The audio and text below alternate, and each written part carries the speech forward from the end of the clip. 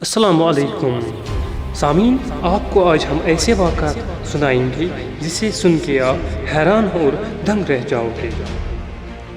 پہلا واقعہ، حضرت مولانا عطا اللہ شاہ بخاری رحمۃ اللہ علیہ ہندوستان میں رامپور کی جیل میں تھے۔ جیل میں دانے دیے گئے کہ ان کا آٹا پسو۔ کہا گیا کہ عطا اللہ تو باغی ہیں، اس لیے تیری یہی سزا ہے کہ تو آج چکی پسے گا۔ بخاری رحمۃ اللہ علیہ کہتے ہیں کہ مجھے بہت ہی مزہ آیا کیونکہ میں نے رومال اتار کر رکھ دیا۔ وضو کر کے بسم اللہ پڑھ کے میں نے چکی بھی پیسنی شروع کر دی، سورہ یاسین کی تلاوت بھی شروع کر دی۔ بخاری رحمۃ اللہ علیہ کہتے ہیں کہ جب میں نے قرآن کو سوز اور آواز سے پڑھا تو سپرنٹینڈنٹ آف جیل قریب میں تھے، وہ اپنے گھر سے نکل کر آیا اور قریب آ کر روتا ہوا کھڑا ہو گیا اور جیل کا دروازہ کھلوا دیا۔ کہنے لگا، عطا اللہ تجھے تیری نبی کی قسم، بس کر، اگر تمہیں 2 آیتیں اور پڑھیں تو میرا جگر پھٹ جائے گا۔ یعنی سامعین، یہ ہے قرآن کی طاقت، قرآن پڑھنے کی طاقت، قرآن کی تلاوت کی طاقت۔ دوسرا واقعہ، یعنی کہ نیند کیوں خراب کی؟ بیٹے نے ماں کو مار ڈالا نیند خراب ہونے۔ بیجنگ میں رات کو نیند میں خلل ڈالنے کی وجہ سے مشتعل ہونے پر چینی باشندے نے اپنی ماں کو موت کے گھاٹ اتار دیا۔ اسٹیٹ میڈیا کی رپورٹ کے مطابق چین کے رہائشی 20 سالہ شخص زی کی نیند رات کے 1 بجے اس وقت خراب ہو گئی جب اس کی والدہ اور ایک ٹیکنیشین اپنے گھریلو فیکس مشین کی مرمت کر رہے تھے۔ مرمت سے پیدا ہونے والی آوازوں نے اس کی نیند اڑا دی اور بیزاری کے عالم میں اپنے کمرے سے نکل کر فیکس مشین تک پہنچا اور فیکس مشین کو اوپر کی منزل سے نیچے پھینک دیا۔ مشین کے گرنے کی آواز سن کر رات کو علاقے میں گشت کرنے والے پولیس کے افراد ان کے مکان تک پہنچ گئے۔ معاملہ کی تہ تک پہنچ کر پولیس نے معاملہ رفع دفع کر دیا۔ پولیس کے جانے کے بعد زی کی والدہ نے اس کو کوسنا شروع کر دیا، جس پر مشتعل ہو کر زی باورچی خانے میں جا کر سبزی کاٹنے کی چھری لے آیا اور ماں پر بے دھر وار کر کے اس کو موت کے گھاٹ اتار دیا۔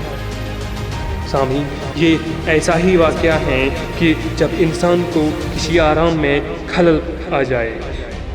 اس شخص کو یہ یاد نہیں رہا کہ جب ماں نے مجھے پیٹ میں 9 مہینے تک پالا پوسا اور اس کے بعد بھی پرورش کی، تو اس ٹائم بھی، اس وقت بھی اس ماں کا آرام سب کچھ اسی کے پالنے میں چلا گیا۔ اب ہم بڑھتے ہیں اور ایک واقعے کی۔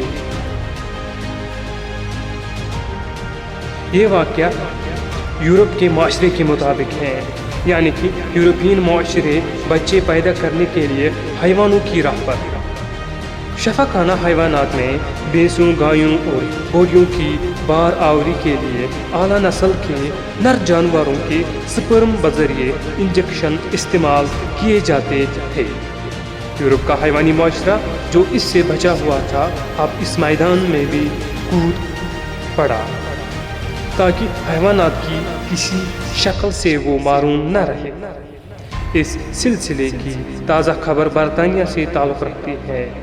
دی ٹائمز آف انڈیا کے مطابق ایک مرد جو 1995 میں یعنی کہ 1995 میں فوت ہوا، اس کی اجازت کے بغیر اس کے سپرم لیے گئے اور فریز کر کے محفوظ کر لیے گئے۔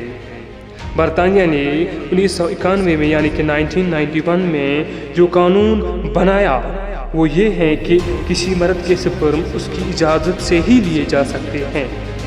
اب یہاں بات صرف اتنی تھی کہ اس سے اجازت نہیں لی گئی تھی، مگر مذکورہ مرد جس کا نام سٹیفن ہے، اس کی بیوہ ڈیان بالڈ نے عدالت میں مقدمہ درج کروا دیا کہ وہ اپنے خاوند کے سپرم کی وارث ہے، چنانچہ لوگوں کی ہمدردیاں اسے حاصل ہو گئی ہیں اور عدالت نے اس کے حق میں فیصلہ کر دیا تھا، اور 30 جون کے خلیج ٹائمز کے مطابق اس عورت نے حاملہ ہونے کا اعلان کر دیا۔